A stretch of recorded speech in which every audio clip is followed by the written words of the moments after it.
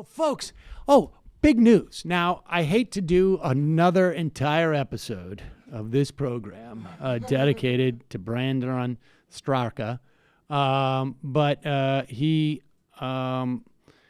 put some of his hundreds of thousands of dollars that he's earned through his highly unsuccessful Walkaway campaign. And now, to be fair, I think he did get a couple hundred, or maybe millions of videos sent to him saying they were walking away.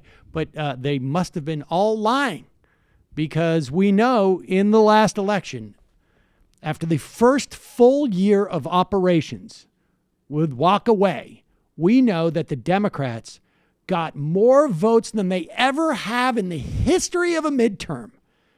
And they won in terms of votes. Granted, I know Brandon didn't work on gerrymandering or redistricting. That was not his. He wanted to just get single bodies, individuals, to walk away from the Democratic Party and not vote for them. I think he wanted them just to walk into the wilderness, but apparently they didn't. They walked back to the voting booth because Democrats got more votes relative to the Republicans, who also, I think, had a very good turnout. It means the Democrats must have done that much better than in any midterm election since forever. So based on that, in the wake of that success, he was voted to CPAC. He was sometime after Diamond and Silk. Right. He came up after Diamond and Silk, and he brought the really hilarious comedic relief.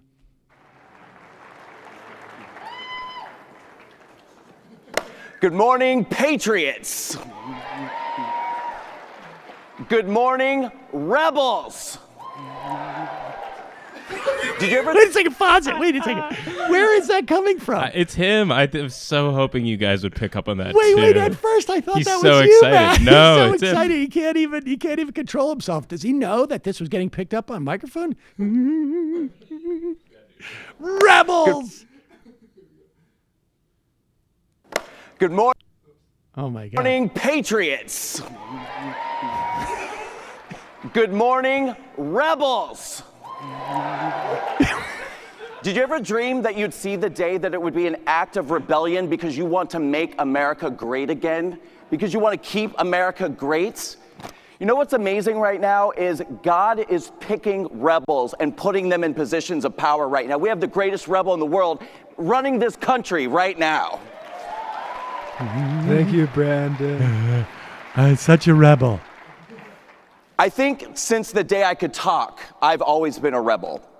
From as far back as I can remember, I've always felt a great compulsion to defend the underdog, to befriend the outcasts, to not worry my head too much about the need to fit in.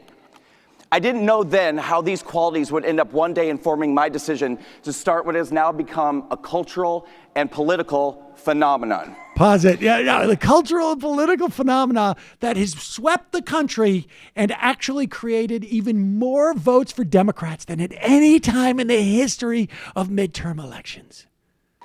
Mm-hmm. Woo. Behind every great rebel is a mind that sees the world not just for what it is, but for what it could and should be. To never accept the status quo. Certainly not because it's the easy thing to do. It's the driving passion for change that tells the rebel hundreds of thousands of dollars, incidentally, this guy has earned. I'm just imagining a disembodied mind floating behind. There's a disembodied mind that's just going ching, ching, ching, ching. This guy raised something like $300,000, and he said it went towards a gala thing that they charged like $150 per plate or something. I mean, he's just rolling in the dough. Took a quick class at the Bill Burton School of Phraseology for political movements. Exactly. For change that tells the rebel to disrupt the establishment and to never, ever take no for an answer. It is the need to always be true to one's core values and oneself, to always think independently. Growing up gay in the 80s and 90s in a Catholic Nebraska farm community, being an independent thinker wasn't even really a choice. I was just one lonely, outspoken advocate for the gay community, and I suffered the repercussions of being that weird guy as a result. Pause it. You know what the beauty of this is that all of the people sitting in that room, if they're over the age of like 25, were actively responsible for making sure that he felt like that outcast at that time. Like, to a person, they were in some way advocating or promoting to make sure that that kid living, in the 80s and 90s felt like an outcast and was literally on the receiving end of peer pressure and bullying to conform. So he should at least thank them for making him such an independent thinker. Weird guy as a result. After high school, I ran as fast as I could to New York, and I quickly fell in with a very liberal crowd. I mean, after all, these were gay people in New York City, so it was kind of like shooting liberal fish in a Democrat barrel. Pause it. What does that mean? I guess shooting liberal fish in a Democratic barrel means like there was a lot of gay people in New York. And they felt a certain way about politics for whatever reason. Maybe, Right. one party's trying to... Maybe because they had just left their hometowns where they were ostracized, and New York and liberals was the only place that was hospitable to a lot of these folks. But let's continue. Now this is, of course, our 35th episode that we have dedicated to Brandon Straka, because he is the mind behind the most important political and social movement of our time. Of course, I'm talking about the Walkaway movement. This is the movement that encouraged more voters to vote for Democrats in the midterm election than in any time in history. And it's brilliant the way he's done this, because he's framed it as if he's trying to get people to not vote for Democrats. But by doing everything he's doing, it's actually driven people to Democrats. I mean, that's his argument anyways, isn't it? Is that what it is? I'm doing a walk-away campaign to get people to vote for Democrats. I'm confused. But let's it's hear. not just a campaign. Right, it's a movement. This is how he wraps up the speech here. And so now the table has been set, and it's time for Walkaway to launch our strategic plan to stop the Democratic Party dead in its tracks before 2020. Woo! We now have the Walkaway Foundation, our educational nonprofit organization, which will be supporting our nationwide roadshow speaking tour, our college campus tours, our Walkaway video series dedicated to debunking liberal media lies and myths and addressing the issues that affect our society. We will continue to use creative mediums to communicate with and affect change in minority communities. It is time for all minorities in America to walk away. Yeah, there you go. Oh, it's time for all the minorities in America to walk away. I'm not sure from where or to what, but just get out of the way, you. All you minorities at CPAC, walk away, please. Yes, I would love the camera to turn around and just see like who he's talking to. Incidentally, the way this racket runs is you make yourself a nonprofit, and then you can take huge donations, and it can be completely opaque as to who's giving you the money.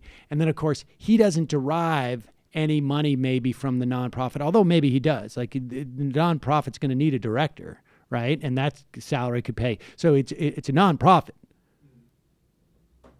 And what they do with all the funds, they pay the executive director, Brandon Straka. And then, of course, they're not going to, Brandon's going to charge the schools and the locations directly, and the nonprofit will pay for him to get there.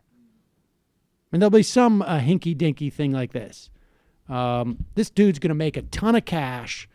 And, frankly, CPAC is the perfect place for him, because it really is just a series of grifters who are all launching their product lines, essentially.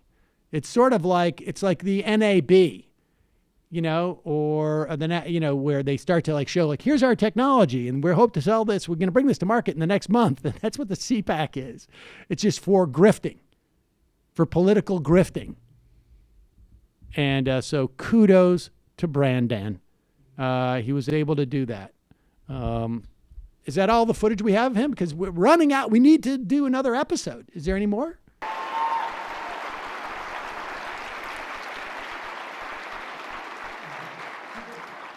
And we are going to connect with the youth of America, and we are going to shift the youth vote to the right.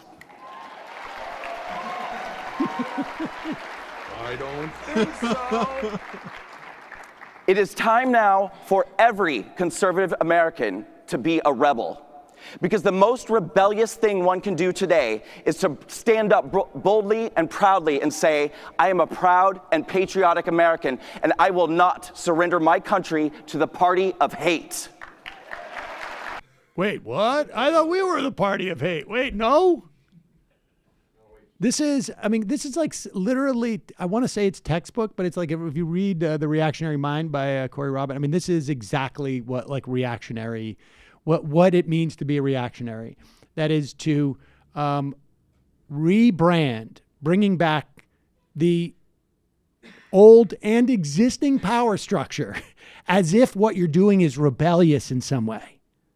Well, yeah, his conception of how to liberate minorities, he calls himself the unsilent minority, is to stop the Democrats dead in their tracks. That's all we need to do, really, to liberate minorities. We're going to bring it back to a time where, listen, we're going to be rebels by making sure that there is a patriarchy and making sure that we maintain white supremacy. Because there's not, we don't have that.